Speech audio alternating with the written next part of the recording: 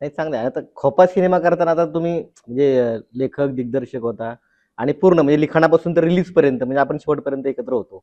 मग ती जबाबदारी नक्की काय असते दिग्दर्शक म्हणून? तुम्ही ती कशी हँडल करताय तुम्ही? नाही नाही, लिखाण म्हणून ही एका एचओडी म्हणून जबाबदारी असते. हं. मुळात ना नाटक, मालिका, सिनेमा ही समूह कला आहे.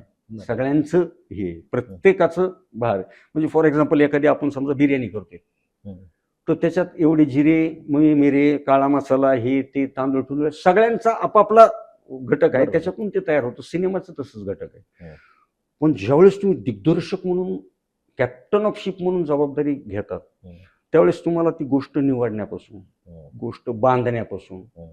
ती गोष्ट तुम्ही बांधली आहे तर त्याच्या आधी तुम्हाला 2-3 रेकी करावं लागतात, त्याच्यानंतर स्क्रीन प्ले लॉक करावा लागतो. स्क्रीन प्ले लॉक केलाय तर ते कॅरेक्टर्स वाईज तुम्हाला प्रत्येक कॅरेक्टरचा विचार करावा लागतो.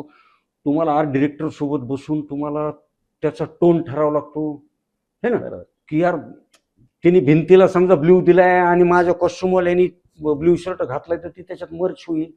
तर या सगळ्या गोष्टींचा विचार करावा लागतो. त्याच्यानंतर आर्टिस्ट फायनल करत असताना हं. तो त्या कॅरेक्टरमध्ये जाईल का?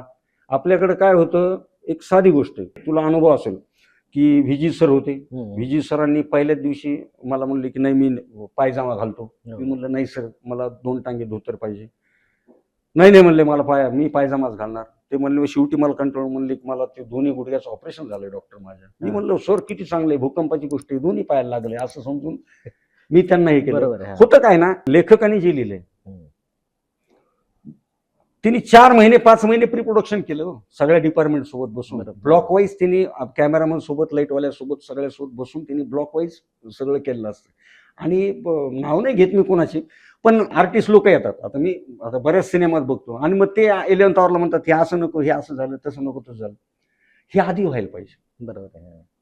मग मला काय वाटतं की डिरेक्टर्स ऍक्टर जर राहिला ना, की डिरेक्टरने काहीतरी सोचलेलं आहे, तुम्ही तेवढं केलं ना, तर मग तिथंच त्याला कट पाडायचा ना. तुम्ही बरोबर. कशाला पळा?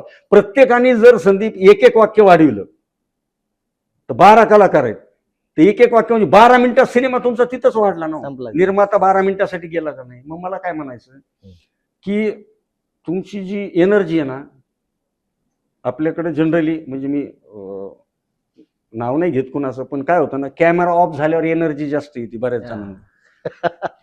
कॅमेरा कट झाला की चार्ज होते ते, हां, हां, हां. आणि कॅमेरा रोल झाला की मग ते बॅटरी डाऊन होती. तर मला वाटतं ही जी रिकामी एनर्जी आहे तर ती कॅमेरा रोल झाल्यावर दाखवा ना. बरोबर. बऱ्याच जणांनी दाखवलं पाहिजे, करायचा अभ्यास. हं. आणि सगळ्यासोबत चांगलं राहिलं तर तो सिनेमा चांगला होतो.